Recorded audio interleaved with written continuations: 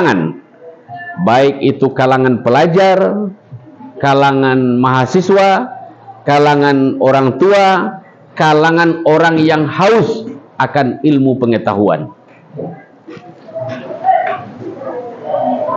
Jadi nama yang tidak ada punya bukunya, silahkan dipinjam buku kawan atau di kopian buku kawan. Baca kapan perlu, dibaca berulang-ulang. Nanti kita akan menemui apa titik kajian di dalam novel itu. Nah, mungkin nanti lebih jauhnya kita tentang ilmu menulis ini. Yang perlu saya sampaikan di sini tentang dasar-dasar apa yang menyebabkan seseorang itu jatuh kepada seorang penulis atau giat menulis atau mau menulis. Nah, menulis itu sendiri coraknya berubah-ubah.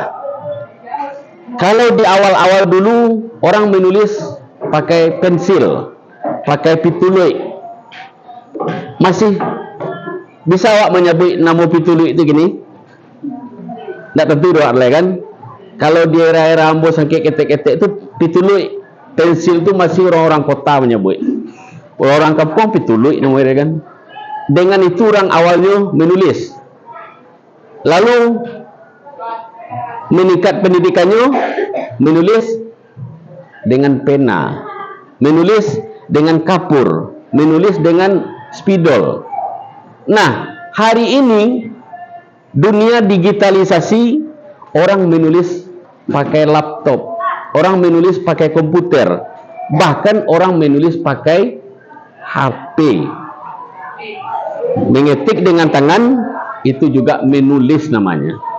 Jadi menulis tidak mesti pakai buku, tidak mesti pakai pena, dan tidak mesti pakai pensil atau pitului.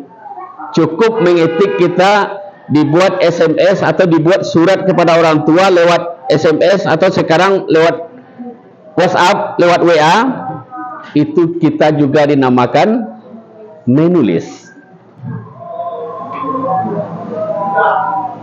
Kalau kini kok masih ada enggak orang membuat surat lewat kertas-kertas yang harum-harum itu, apa kertas namanya? Hah? Enggak ada lah. Ada enggak membuat surat kata-kata mutiara di kertas yang berbau harum? Apa kertas namanya itu? Ada gini? Surat cinta. Ah? Enggak. Enggak ada ya? Nah. Kalau ada itu mungkin mencari kertasnya mungkin agak payah loh gitu. Jadi zaman-zaman ambo pernah hidup di zaman yang HP lunado. Telepon rumah masih terbilang langka. Adanya di kawasan-kawasan perkotaan. Telepon rumah. Pernah ambo hidup di zaman itu karena ambo ado kaduyako sejak tahun 75. Jadi masih di bawah-bawah dia bawa bro ya, masih di bawah masih di bawah mak. Jadi anamu itu ketika itu orang menjalin hubungan antara anaknya dengan induknya, anak induknya di kampung, anaknya di rantau. Dengan apa berhubungan? Dengan koresponden surat. Dibuat surat agak 2 lembar, pergi ke pos, beli perangkonya, dikirim di situ. 3 atau 4 hari tibalah surat dari Jakarta ke kampung. Kini awak ke kampung awak ada awak buat surat ke mak awak? Nggak ada ya? Menelpon ada? Kenapa tidak ada? Karena alat komunikasi, alat transportasi sudah sangat mencepatkan sesuatu itu tiba di tempatnya. Kalau dulu payah, telepon tidak ada, kalau kamu nelpon di rumah orang awak sagan barek rasanya karena yang punya telepon tu orang kayo. Baru belakangan setelah era itu hadir apa namanya sabalun warnet ko namanya wartel. Pernah awak nampak wartel dulu? Warung telepon? Nggak pernah deh. Nah, dulu ada tuh di siko di sudut di luar tuh ada dulu tuh. Jadi cie wartel tuh menyediakan perangkat telepon agak 10 agak 5 balik gitu. Habis awak menelpon di situ. Bara lamunya awak menelpon, tahu sekali jumlah pembayaran awak bara. Tak itu dulu. Jadi sabalun itu orang berhubungan antara anak dengan ibu yang saling berjauhan tempatnya hanya dengan koresponden surat. Begitu juga orang berhubungan antara sahabatnya, maka terkenal di zaman itu sahabat pena karena dia saling surat menyurat. Surat itu dibalas dengan pujian, dengan pelajaran, dengan pokoknya apa yang ada dalam pikiran dan hati kita.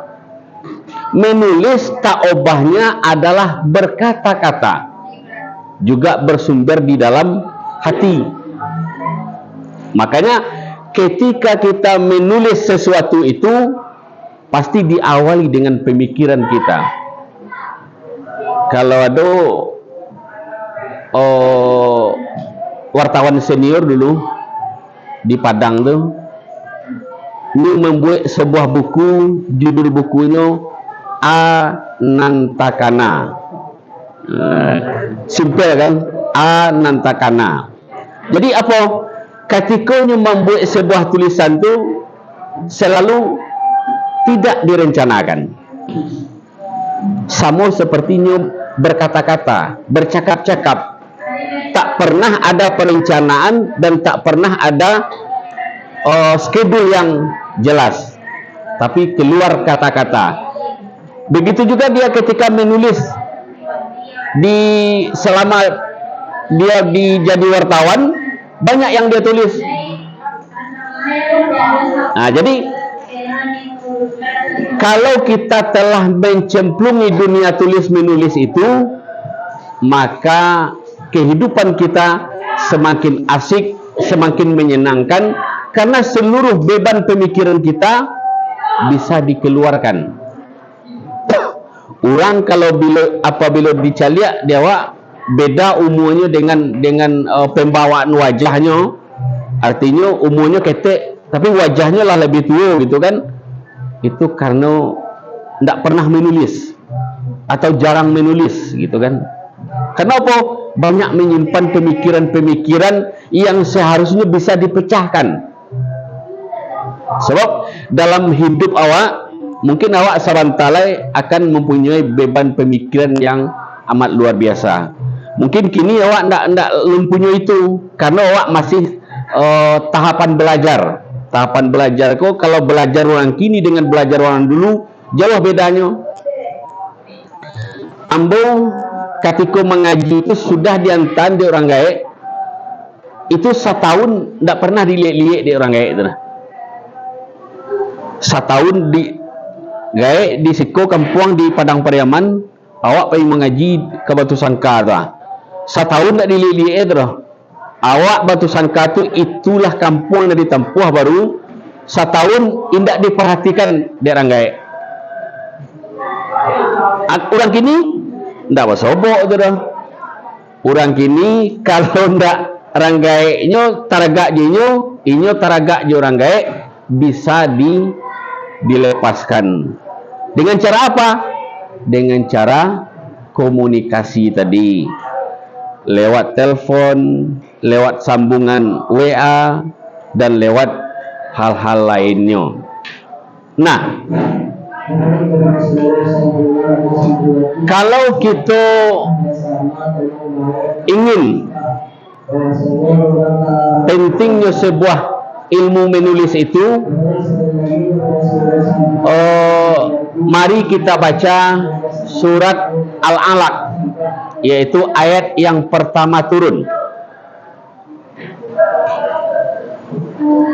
Coba baca surat yang pertama turun. Siapa nama? Ya coba baca.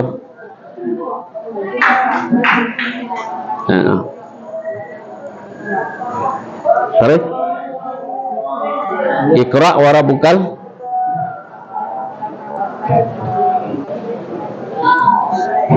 sampai malam ya'lam.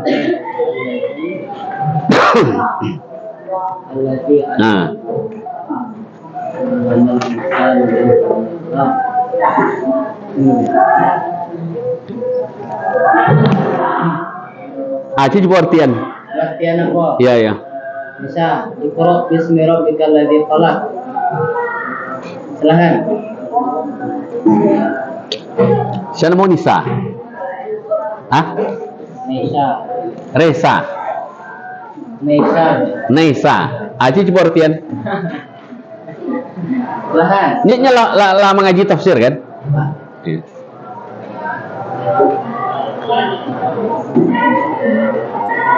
Silakan. Bisa. Ya. Itu karena ya nak.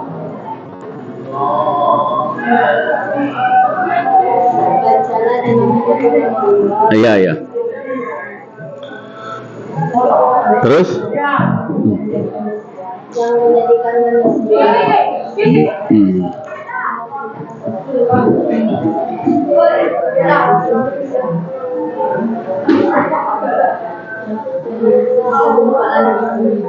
Ya, terus? Allazi 'allama bil qalam.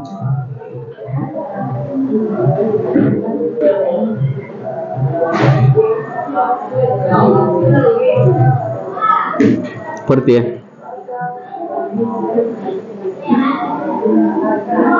Sebelum ada. Belajar mengajarkan perkataan dengan pena.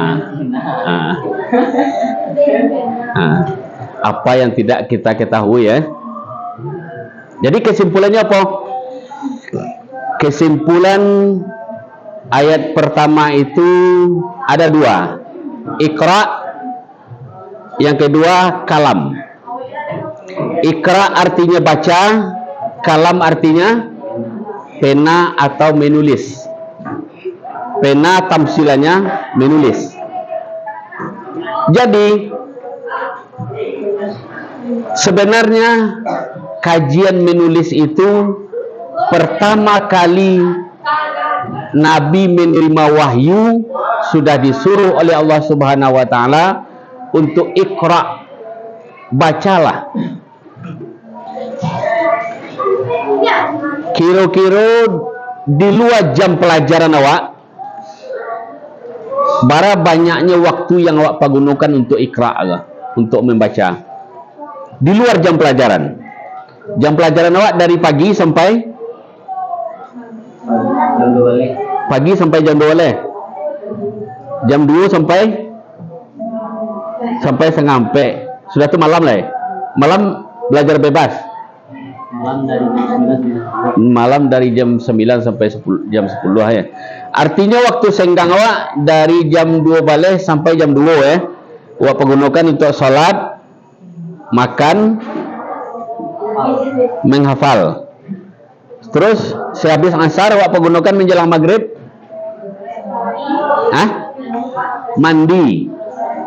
Mandi mengalah. Oh, bahasa Arab. Oh, hayya nakul ya. Tahu apa tuh hayya nakul? Jadi sore bahasa Arab ya. Oh, luar biasa. Nah, dalam waktu senggang yang serba sedikit tadi, ada nak awak pergunakan untuk membaca? Lain. Membaca apa tuh? Novel. Oh, alhamdulillah, luar biasa. Apa yang novel yang awak gemari? Genre?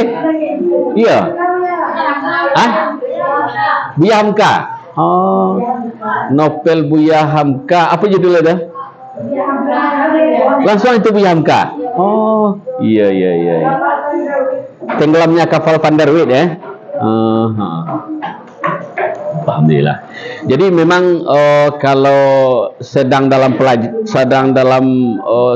usia pelajar memang gemar membaca novel. Jadi ambo ada punya 2 orang anak gadis. Dari sekian banyak buku ambo itu ada ratusan lah jumlahnya. Dari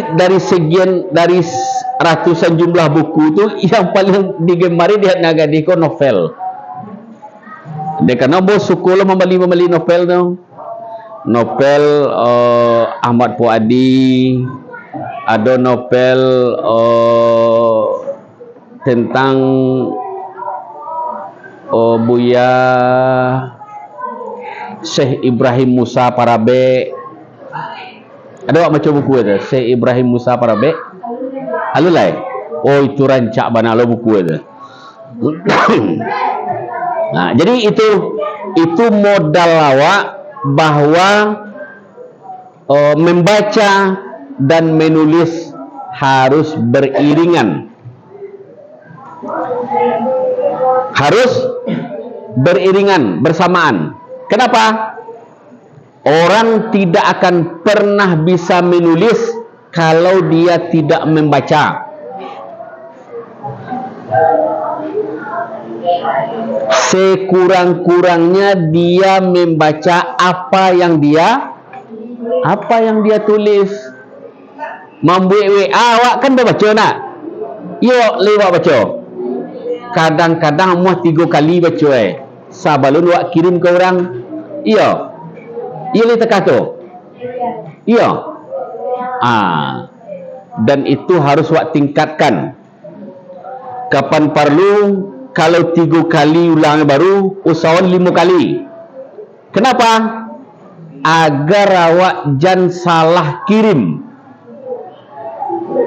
Jangan salah orang menerima tafsiran dari tulisan awak, dari kata-kata awak.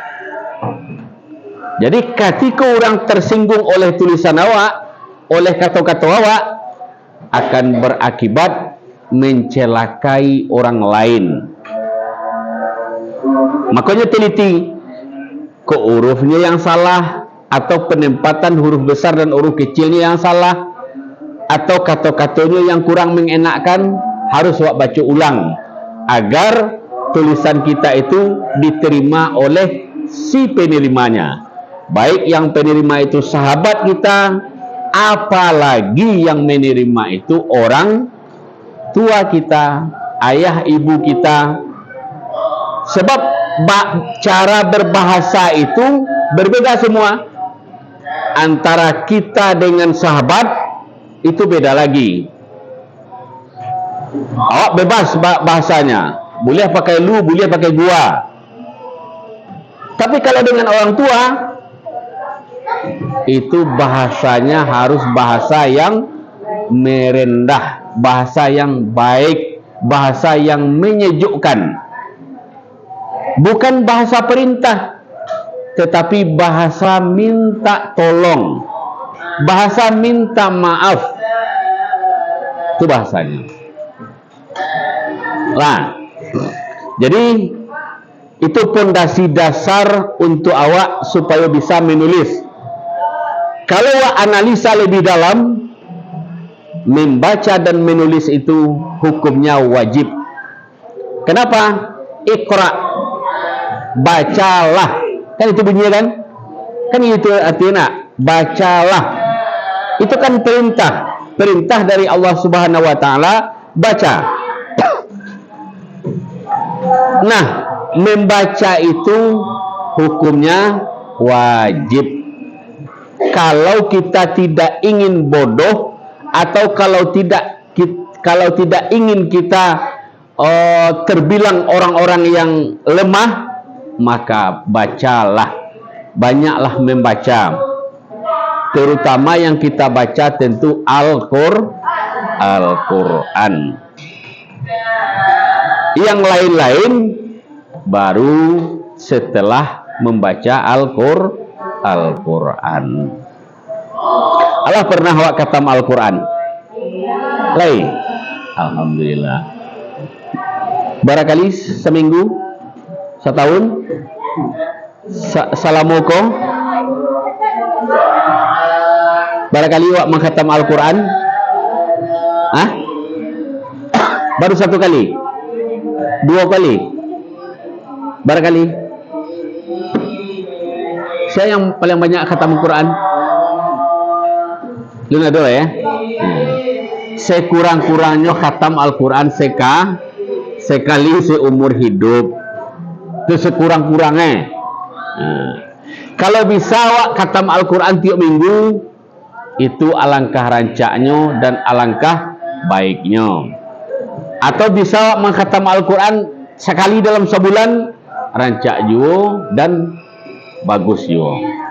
Nah, kita masuk agak lebih spesifiknya, agak lebih khususnya tentang menulis ini. Tadi kita awali, menulis itu boleh dikatakan hukumnya wajib, karena menulis itu berbarengan dengan membaca. Nah, apa kira-kira yang menyebabkan seseorang itu bisa masuk ke dunia tulis menulis itu? Yang pertama, faktor keturunan. Baik dari ayahnya, ibunya, atau adik ibunya, atau neneknya, atau yang bertali darah dengan kita pernah dulu menjadi penulis, atau pernah jadi wartawan, atau pernah jadi jurnalis. Itu faktor pertama, faktor keturunan. Nah, faktor ini ada 3. Pertama, faktor keturunan. Yang kedua, yang menyebabkan seseorang itu bisa menulis adalah faktor lingkungan. Apa itu? Meskipun seseorang itu di dunia kampus, kalau lingkungannya tidak mendukung untuk menulis, dia tidak akan bisa menjadi seorang penulis. Tapi orang itu lingkungannya pondok pesantren, di pondok pesantren itu ada sarana dan prasarana untuk mendukung dia bisa menulis. Apa contoh? Pesantren menyediakan pustaka. Ada pustaka di pesantren kau? Lain ya?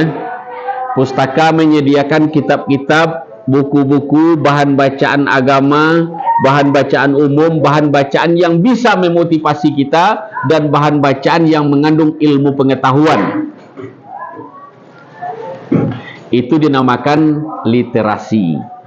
Jadi sesuai konsep ayat yang pertama turun tadi, yaitu Iqra dan kalam, membaca dan menulis. Ketika kita menemui inspirasi, ide, gagasan untuk menulis, untuk menulis, pasti diawali oleh membaca itu tadi. Makanya orang yang hidup di dunia tulis menulis itu kayak wartawan, itu modal hidupnya sangat besar. Dia mesti membeli bahan bacaan terbaru. Dia mesti membaca informasi itu sebelum orang lain membaca. Dia harus membaca dulu.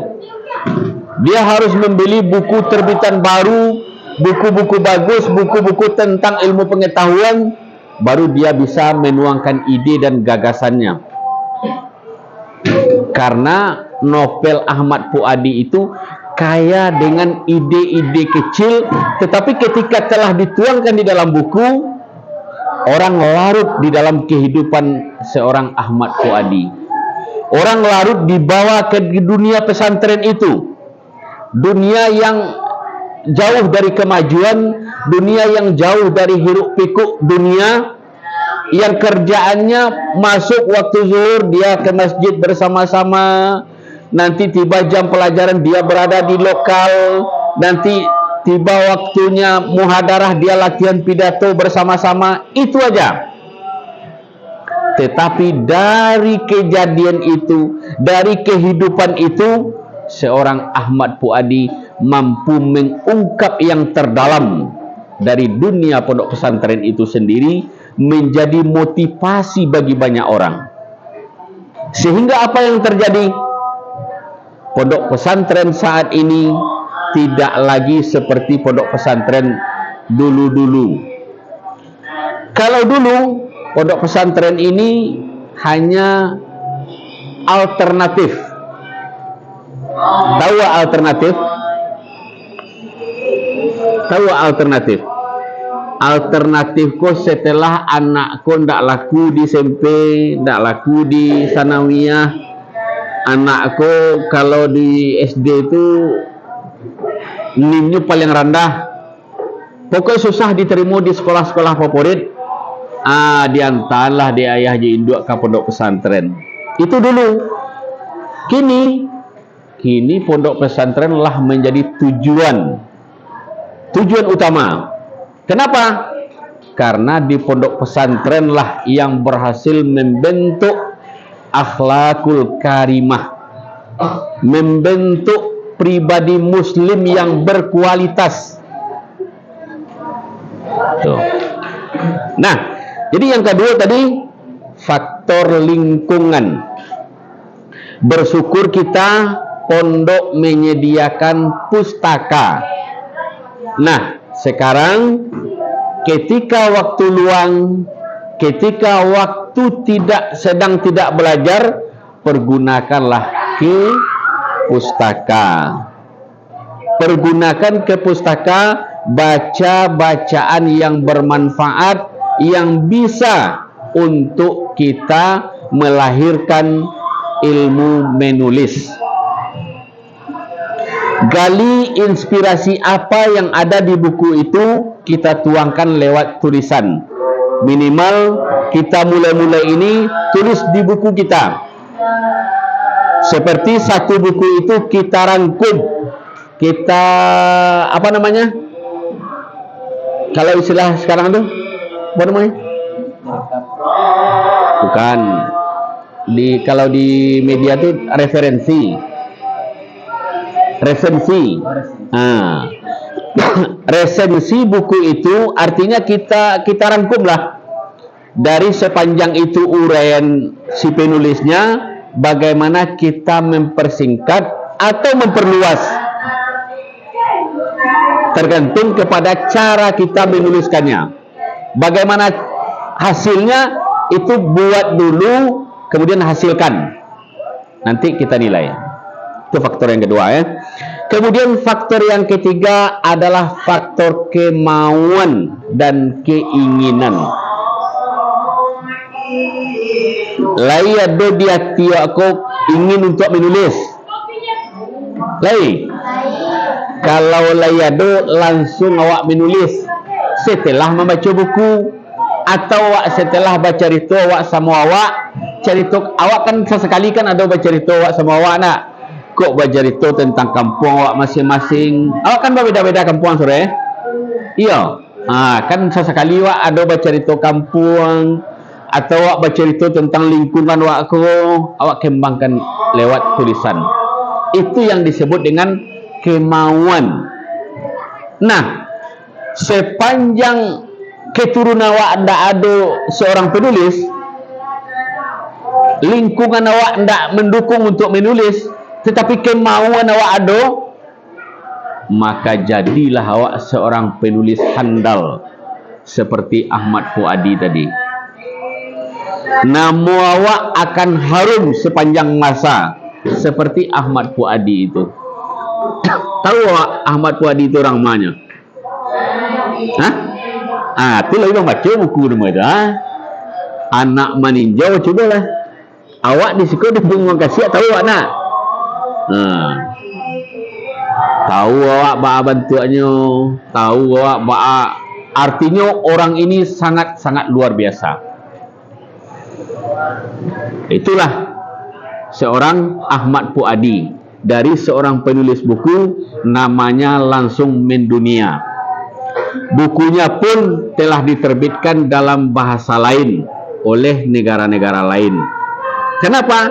Karena nilai-nilai motivasi ini adalah nilai yang bak kata orang awak mahal ndak bisa dibali, murah ndak bisa diminta.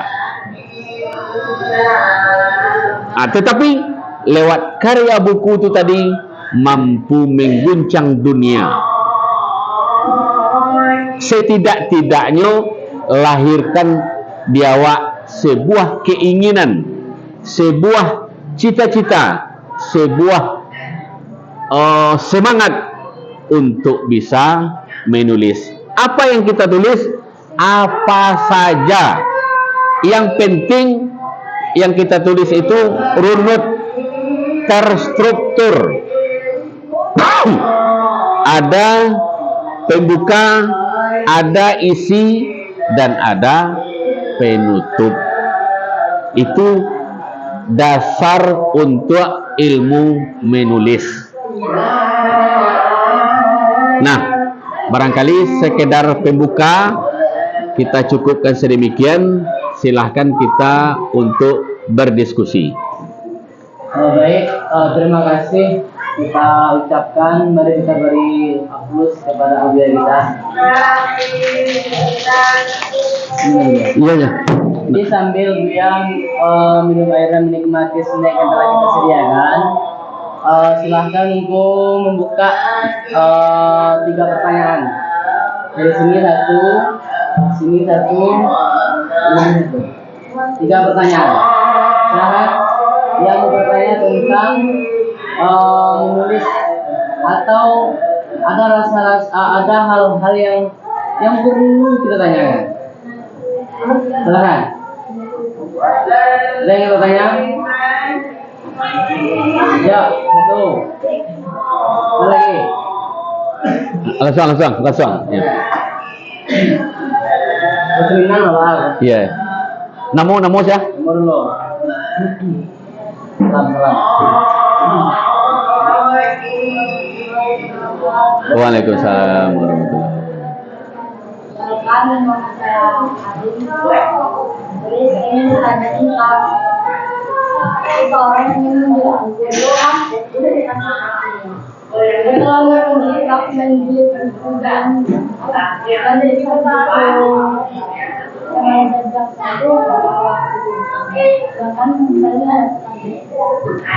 menjilid, bukan menulis. Oh, iya. Berarti baranglah jadi ya. Kini tersimpan di komputer, laptop, buku. Oh, betul. Oke. Oke. Pertanyaan, silakan yang kedua. Nah. Waalaikumsalam warahmatullahi Jadi bukan sebagai bahkan juga menjadi tentang biografi lama-lama. Iya. Jadi kalau sebagai pentrikom, bukan waktu harus menjadi sebagai biografi genre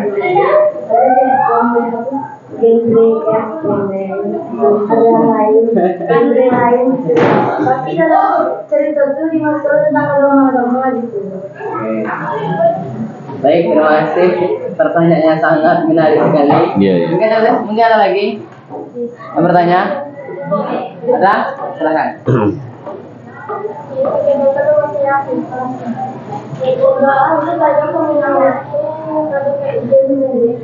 Apa? Oh, kesebut deh. Iya. Jadi agar ngalir ya. Iya. Ngalir, aduh, kesumbe-sumbe gitu kan. Mungkin itu dulu. Nanti kalau ada bertanya ketika ada waktu nanti kita buka lagi. Silahkan ya untuk menjawab pertanyaan dari tiga santriwati. Baik, kita mulailah dari proses penjilitan tadi ya. Penjilitan tulisan yang sudah dibuat. Sebenarnya kalau bicara soal kemauan itu tadi, itu prosesnya sangat sebentar. Malah yang lebih lama itu adalah proses menulis dan proses editing. Edit itu yang paling lama. Kalau soal proses menjilid, itu pergi aja ke tempat fotokopi, sebentar dia itu kan selesai, sudah jadi buku kan. Kayak orang menjilid skripsi, itu sebentar. Kalau hanya sekedar menjilid gitu kan sebentar. Apalagi kalau jumlahnya sedikit, umpama agak 5 buku atau 10 buku, itu sebentar itu. Sangat gampang. Jadi menulis itu yang paling berat itu adalah membuat sebuah tulisan, kemudian mengeditnya, merangkainya kata-kata itu menjadi sebuah cerita yang menarik, sebuah cerita yang ketika orang membaca tidak bosan dia atau tidak merasa berat dia membaca, ringan saja membaca. Artinya novel yang awak buat itu umpama 300 halaman bisa dinyut tamat dalam waktu 2 hari. Coba bayangkan. Kenapa? Karena dibuat dengan hati dan perasaan. Makanya ketika orang menikmati, si pembaca menikmati pun dengan hati dan perasaan, seketika dia larut di dalam kehidupan itu. Saya pernah punya novel yang namanya Sejuta Hati untuk Gus Dur. Nah, tahu gak Gus Dur? Nggak tahu kan? Ya. Gus Dur itu orang Jawa. Jadi ketika Gus Dur itu wafat, lahirlah sebuah novel yang ditulis oleh Darmin Demantra. Novel itu dia tulis dalam waktu 2 hari. Tebalnya novel itu 350 halaman lebih. 2 hari dia menulis Sejuta Hati untuk Gus Dur. Nah, ketika saya membaca buku itu pun dalam waktu sebentar sudah selesai. Karena kita membaca alur ceritanya itu sangat enak dan sangat menarik. Kita larut di dalam kehidupan itu.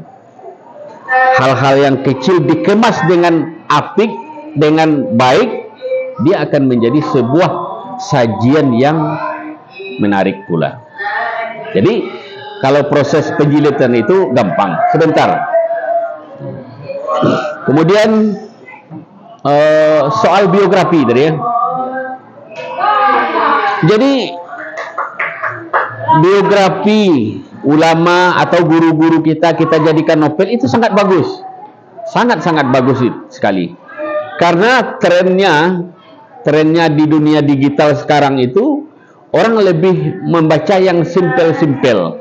Orang ndak ingin terjebak di dalam banyak catatan kaki. Novel itu kan dibuat cerita yang runut sekali.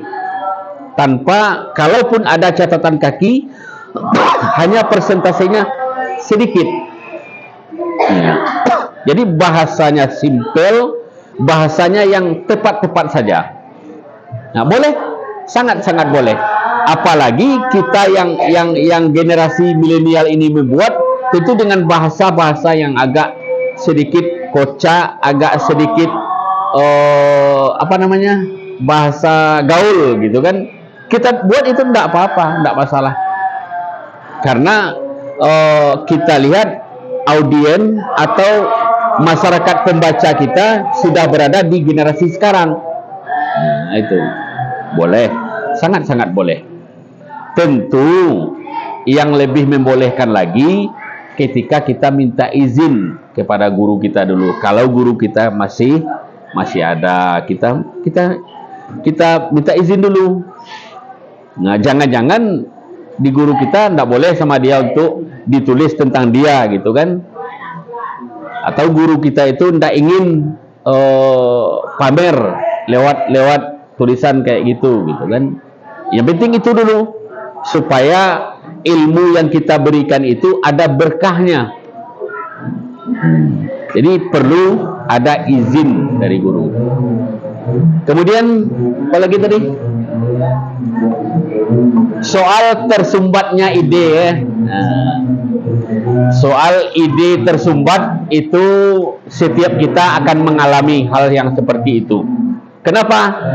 Karena pemikiran kita dari bayi sampai anak-anak, sampai remaja, sampai dewasa, itu selalu banyak yang menimpa pemikiran kita.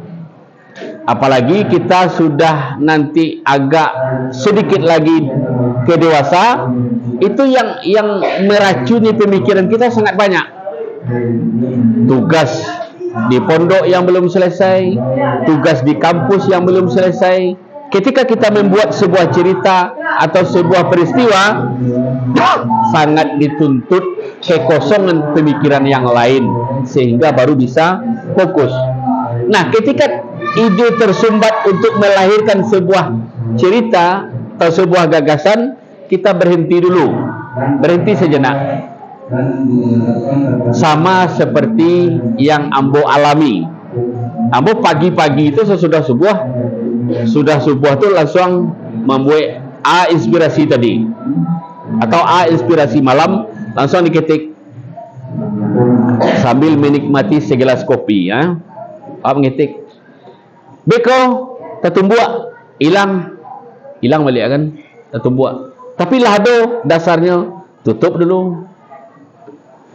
Beko katiko siang atau katiko sore takanai balik, baru pas takana tu buka HP balik, ketik disambung balik, dilanjutkan.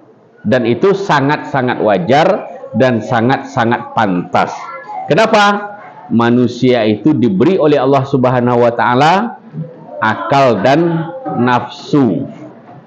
Ada akal, ada nafsu. Makanya kita tidak bisa tegak lurus, tidak bisa satu arah. Ada banyak arah di dalam pemikiran kita. Beda dengan malaikat. Malaikat itu ketika diciptakan oleh Allah disuruh hanya untuk menurunkan wahyu kepada Nabi, ya tugasnya itu saja. Sampai berakhir disuruh oleh Allah Subhanahu wa taala. Ada kerjaan malaikat itu menurunkan hujan, menghentikan hujan, mendatangkan panas. Sampai dunia kiamat, itu saja kerjaannya. Tidak ada yang lain. Kenapa? Malaikat itu tidak punya nafsu. Beda dengan manusia. Manusia itu punya nafsu. Dari nafsu yang ada di dalam diri kita itulah manusia itu kadang-kadang berada dalam kesalahan. Kadang-kadang kesalahan itu disengaja, kadang-kadang kesalahan itu datang sendirinya. Namun yang lebih penting itu semangat, keinginan, tekad untuk menulis harus kuat di dalam diri kita. Ketika dia terbentur, berhenti dulu sejenak. Sama kayak kita berjalan atau maraton, ketika kita lelah, berhenti dulu.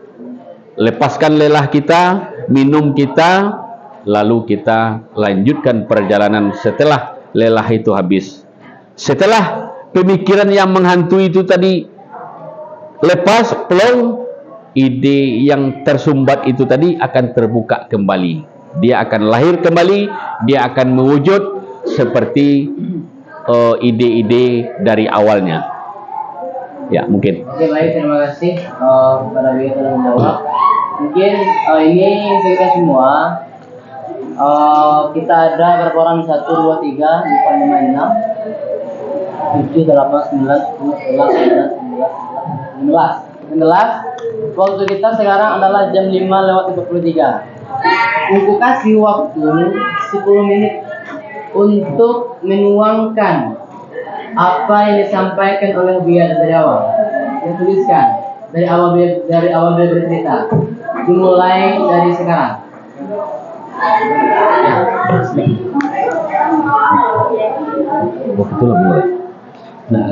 Kita lah. Menjepui anak gadis. Pakai nang. 5 menit saja. Iya, iya. 5 menit. Biar Damanhuri. Ahmad Damanhuri. Iya, iya. Aku buat sekolah. Iya. Ahmad Damanhuri. Ada sudah lah. Tuangku Mudo ya. Iya, iya. Tuangku Mudo.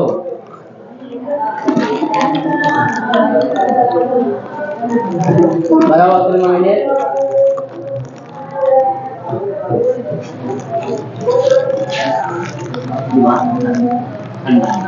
Enggak. Latihan dari sekolah ya. MTS.